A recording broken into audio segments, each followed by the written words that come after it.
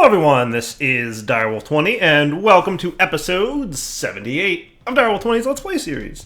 So last episode, or last few episodes for that matter, we've been working on some cool stuff related to bees, and we're pretty much done with that for now. I'm going to say that we've wrapped up the bee segments for now. We might come back and build some other cool related things, but for the time being, for you all who like that kind of joke, we are going to hold off. Now, what also happened in the last couple episodes is that our awesome little crystal power gen system kind of broke down a little bit.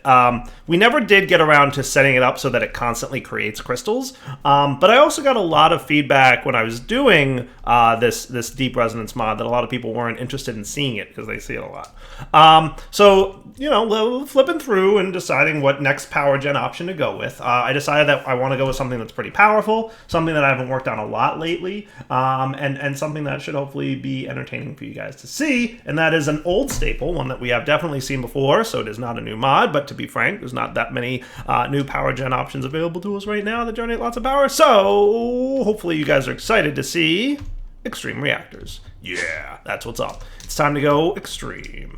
Extreme reactors to the extreme. So, we're going to build a pretty cool extreme reactor. We're going to, my goal for this setup so far, I have to decide exactly where it's going to go, but I have a pretty good idea that I'd like it to go here-ish. And I'd like to do an extreme reactor and eventually a turbine. So my goal is to do that. Extreme reactor, turbine, might use open computers for the control mechanism. I have to test whether that's a thing that still exists. There are people who have written some really nice extreme reactor control programs that run with open computers. I'm probably not going to create one myself because I know there's good ones out there, so I will test the good ones that are out there and find one that I like.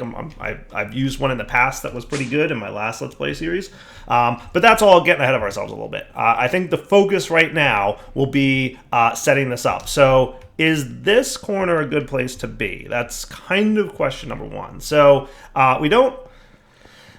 we have a lot of, let's see, spacing issues. Debating where I want this to be, right? Like, so there's this, kind of comes out to about here. I'm not sure if this is enough room to have a big reactor and a turbine. We could go down here for a big reactor and turbine. There's plenty of room down here. This might be a good place to choose to do this, right? So we could have perhaps a reactor in this general area and turbine at least one, if not more than one, next to it. Does that sound cool? So like we could, yeah, that sounds like a cool idea to me.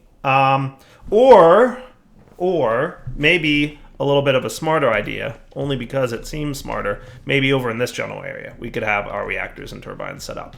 Because this is kind of where our power system lies right now.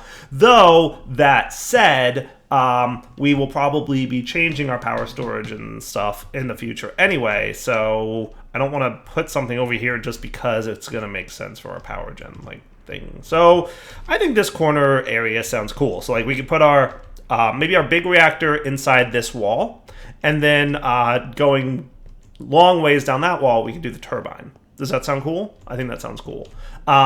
So let's get started first with the reactor. We're going to build a reactor that's going to generate power. We'll use that to augment our current power system, and then in a future episode, maybe the next one or two, we'll start working towards a turbine.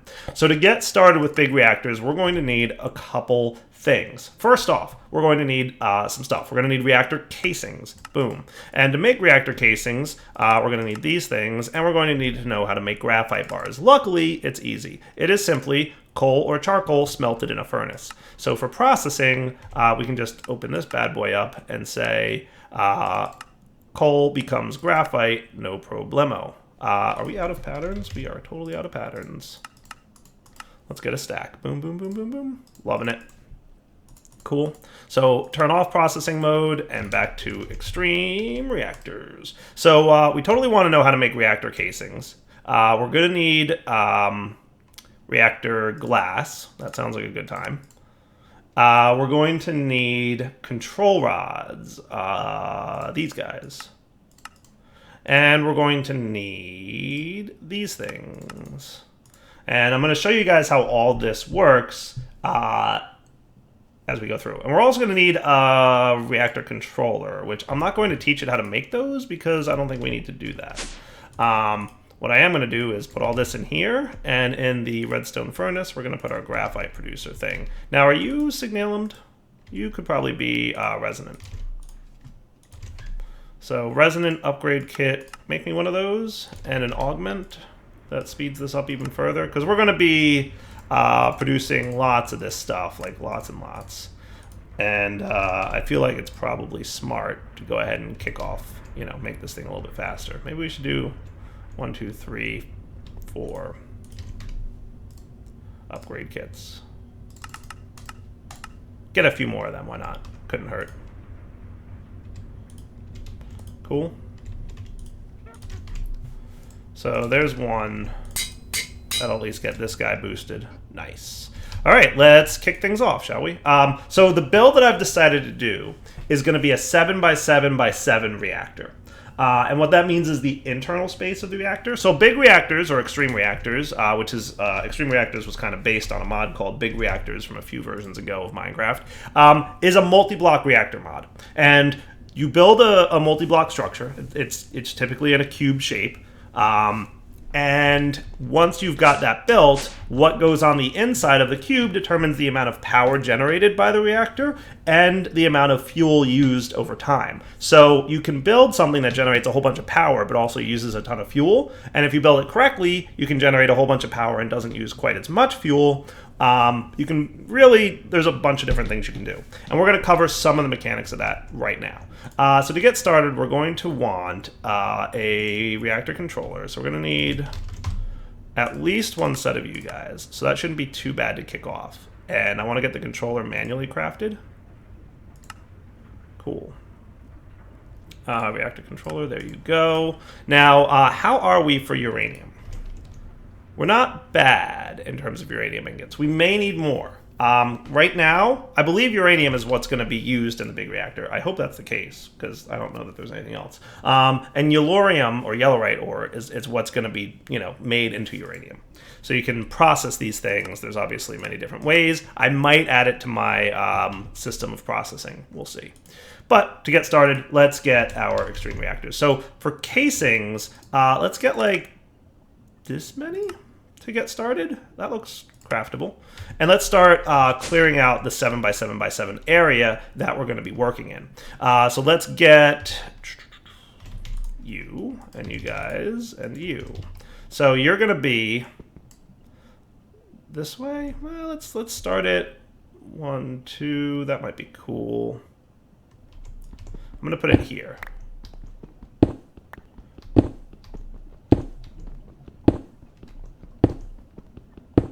That seems good, right? Let's get our tape measure dude, just so we can be sure of what we're doing here. So this will be the interior, but we have to do one more deep just to cover the exterior where the blocks are going to go. And let's take out our 5s now. That should be cool. Now, this cable is going to have to be moved. Not a big deal. Not the end of the world. We can totally handle that in a minute. But this is basically going to be the layout of what we're doing here, right? This should work. So if we validate this size, right, you are, in fact, a 9x7. Okay, right. I did 7 back, but I meant... I forgot I need to do 2 more. That should be cool. 1, 2, and 1, 2. Cool.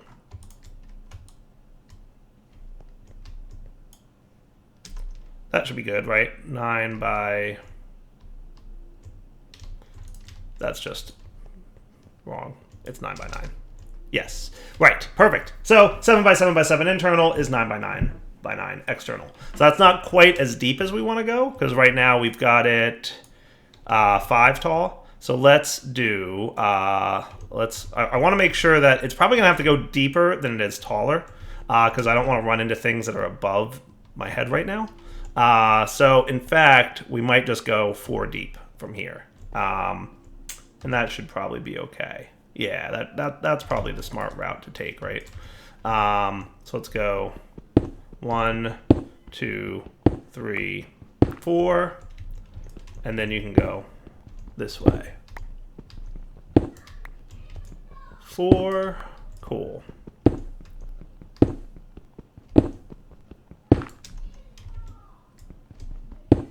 And this is going to be the structure.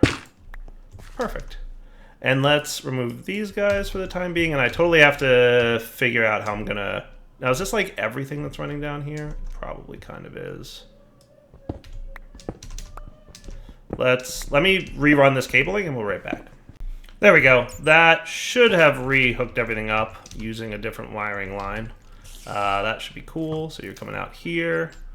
And I'll know this is working because this should be clearing out. Importing? Yes? Good. All right, my reactor casings are done. So what I'm going to do is also use my builder's wand. Where are you at, buddy? There you are. To help me out here. Probably don't need to be in this form anymore. So your reactor casings, you want your floor of your reactor to be completely good to go, right? So that should be cool. And then we can... I'm going to need a lot more reactor casings. I'm going to need at least another stack. Now, technically, I'm also going to need... Hold on. Reactor glass. Okay, cool. So that will be 192. Let's get 3 more stacks of this, and that should be cool. Nice. In the meantime, I'm going to kind of build out the outside structure of this thing.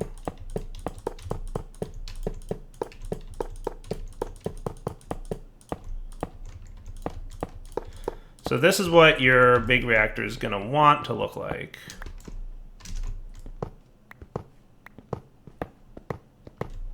We actually want this guy to come all the way out to here, right?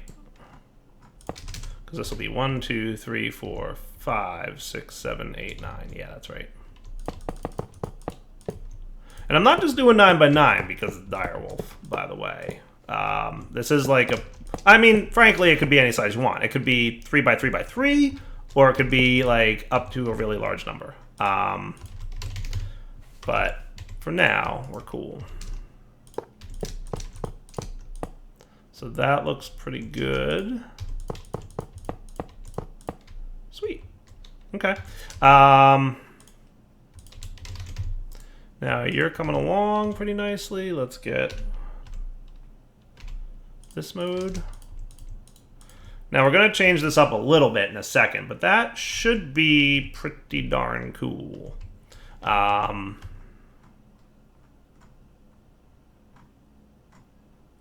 guess whatever can go there. That looks pretty good. Yeah, that looks cool. I like it. Yeah, that looks neat. I like that a lot. Debating if I want to move it up 1 level. Would that be the end of the world? Because it would look kind of cool if it was like all glass that was visible on the front. It would be annoying to move up 1, but I think I can do it. I'm going to do that. I'll be right back. Off-camera work. See, I think that looks cooler. Doesn't that look cooler? I think that looks cooler. It'll look neat because it's going to be like flush with this. So the next thing I want to make that will be super cool is reactor glass. So let's get 3 stacks of you, and that should be like super quick to make because we already have all the casings. So boom, boom, boom, boom, boom, boom, boom. Nice. Because all reactor glass is casing with 2 glass around it. So we have infinite glass because we automated that well early on into our series. So that's pretty nifty. Okay, so reactor glass will go all the way around the outside of this thing. That will basically be the outside, right? Like, hold on. There we go. And up here to that, and we're good. I'm going to do the rest of this. Okay, so this bit goes here. And 7 internal, remember? Nice. Okay, good deal. Hey, am I out of reactor glass? I am. Okay, no big deal. Let's get... I think it's 3 that I need, to be honest, but that's all right. So let's get our reactor controller here.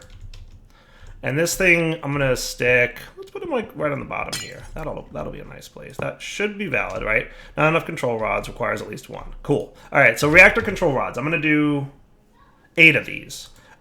These are the components that determine how much power your reactor is gonna make, okay? So for 8 reactor control rods, we're gonna be able to make a decent amount of power. The more control rods you put in there, the more power you generate, but equally, the more Eulorium you use up. Now, to go along with control rods, we need Eulorium fuel rods. And I'm going to need 56 of these bad boys, and hopefully I've got enough uranium for that. And I do. Hooray.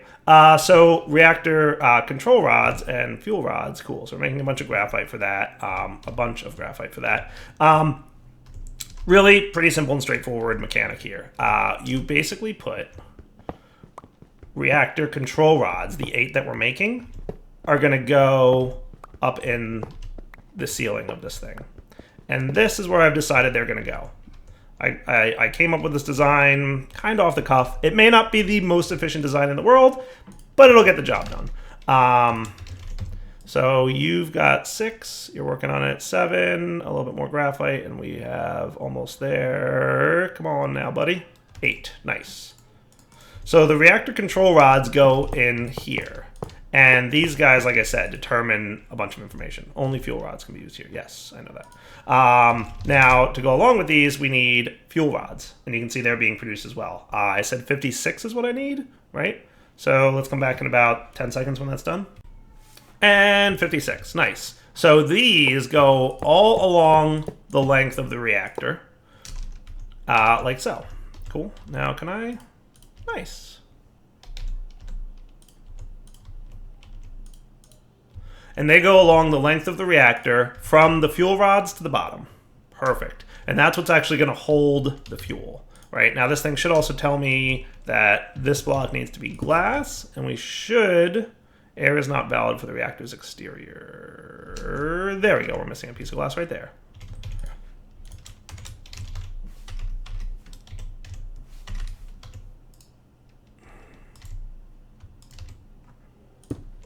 Hey, we have a multi-block structure. Woot!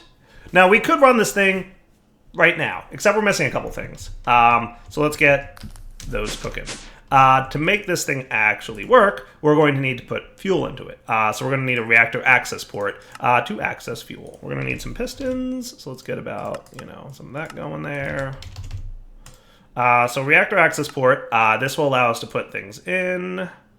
You are a coolant port, turbine, reactor coolant port. Yes. So I'm going to actually want 2 of these, I think.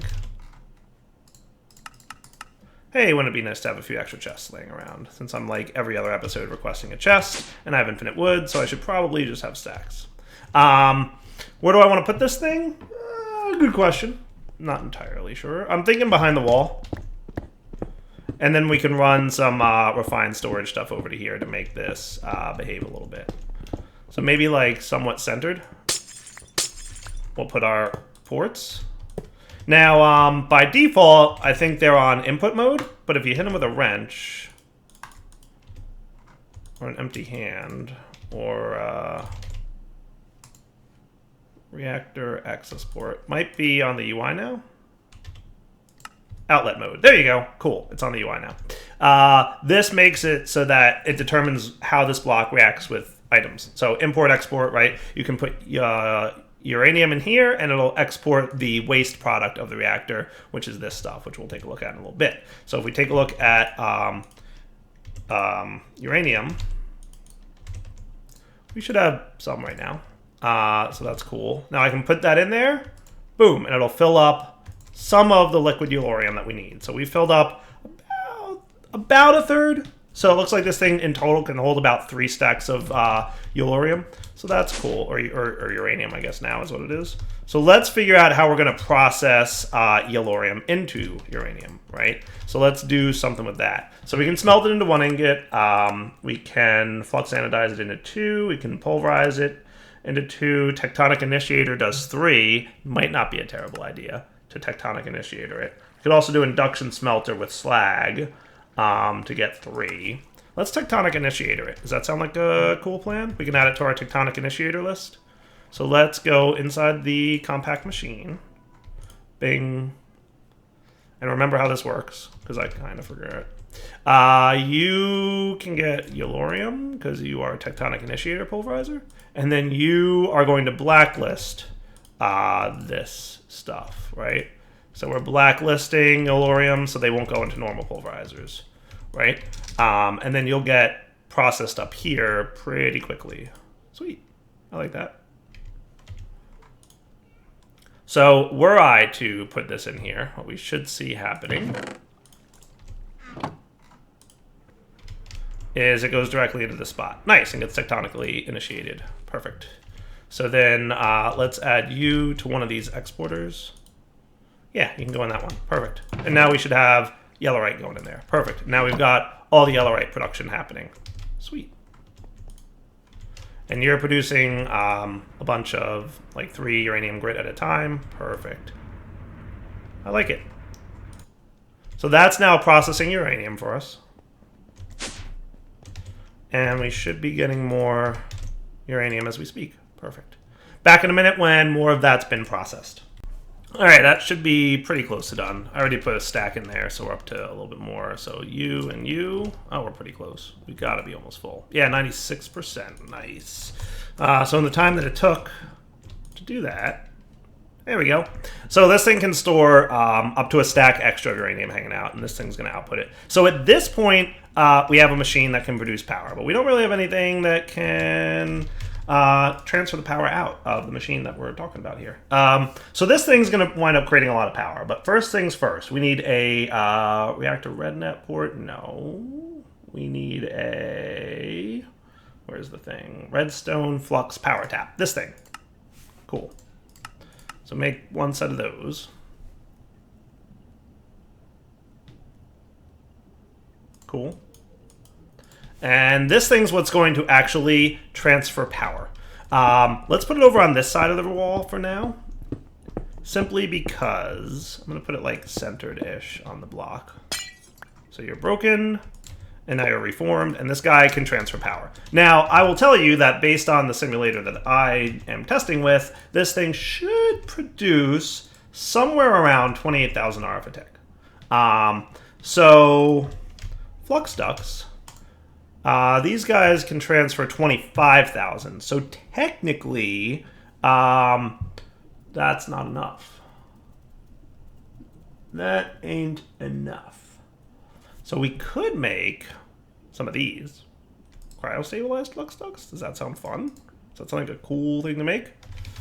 What if I just taught you these things, right? So cryo-stabilized flux ducts are made like that. And then properly, because then we have to insert half a bucket of gelid cryothium in there. And gelid cryothium, you get a quarter bucket per cryothium dust. Do we already know how to make cryothium dust? We do. Excellent. So we're going to say that in order to make, this is going to have to be a processing recipe. In order to make this, we need this and 1, 2 of you. Right? So let's test this out to confirm that we're correct about this. And you're going to go in this spot here. And you should already be, you're not. So you're going to whitelist gelid cryothium as well. And you're going to whitelist cryo-stabilized flux ducts. Oh, hardened copper glass? Why'd you choose hardened copper glass for that recipe? Stinker. I'm assuming it doesn't actually need to be hardened copper glass, right?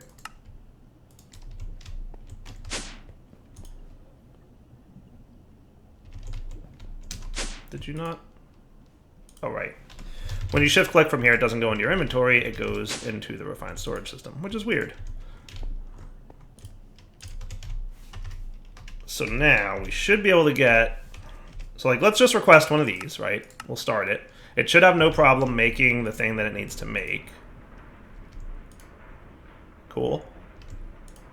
And it's going to make, you know, some resonant stuff if it needs to, and that's okay. And then what you should wind up doing is sticking these guys in here. And I'm going to borrow this for a sec so I can add it to the whitelist. And then we'll put you in there, and you should get extracted. And you should get filled with 500 millibuckets. Sweet. So now here's a question. What's Niter, Blizz, Redstone, and Snowball? So I'm assuming you know how to make Blizz already, right? Yes. Cool. So that's good. How about Snowballs? We have a bit. We could probably do with some more. We may not have enough Snowballs. We can manage that, though. Now, how about Niter? We have a decent amount. And where do you come from? You come from pulverizing sandstone or something, right? You could also get it from bees, by the way. Just saying. Just saying. It's a thing you can do. Blizz mobs drop it. Yeah, bees can totally make that for you. But pulverizing sandstone is another approach. Is that on my automate thing? No. But we could probably automate that if we needed to. I don't know why I have 1,000 niter hanging out. I don't know where it's coming from in any automated form right now. Yeah, I have no idea. We totally have 1,000 of it just sitting in our system, and I have no idea why. That's funny. Oh well. I don't know how many of these we're going to need, but long story short, I'd like to run it. So you know what? Hang on a sec. You are capable of what? 25,000 RF a tick? So you're not even capable of holding all the power that I'm going to be producing. So maybe I don't want to actually... Because you're only capable of holding 25 or receiving 25,000 RF a tick at a time. So even if I ran cryo-stabilized flux ducts over here, the energy cell wouldn't be able to accept it, right? So that's probably not going to be a thing that we're going to want to do. So we're going to make a thing that can make 28,000, but we're not going to actually do it. But let's get like more resonant flux ducts. So we taught it how to make that thing, and we're going to use them at some point, maybe, but we're probably not going to use them right now, like I thought. Let's see. Your power input can come in the back and on the sides that are already blocked off. So let's... And this is all going out to things, right? So let's plan for this to come along the back here. Oops, I didn't want to break that.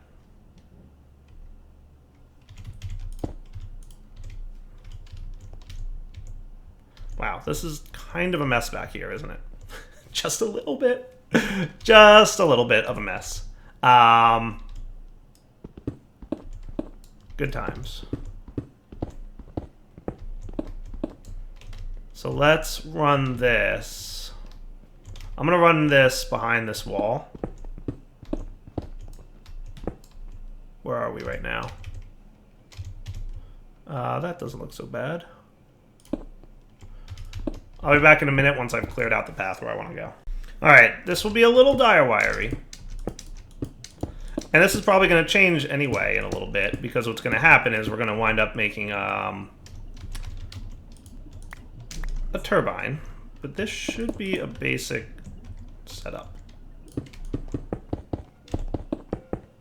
So I should be able to run this along here. I don't want this to actually connect, so I want to wrench that connection there.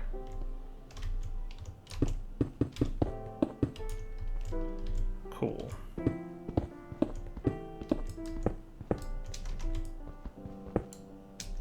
Okay, you're all good. Man, you're a mess back here. I mean, not that bad of a mess, just a mess-ish.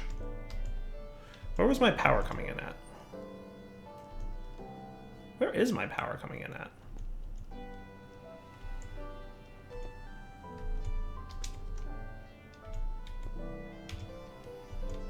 Where's my power coming from this thing to?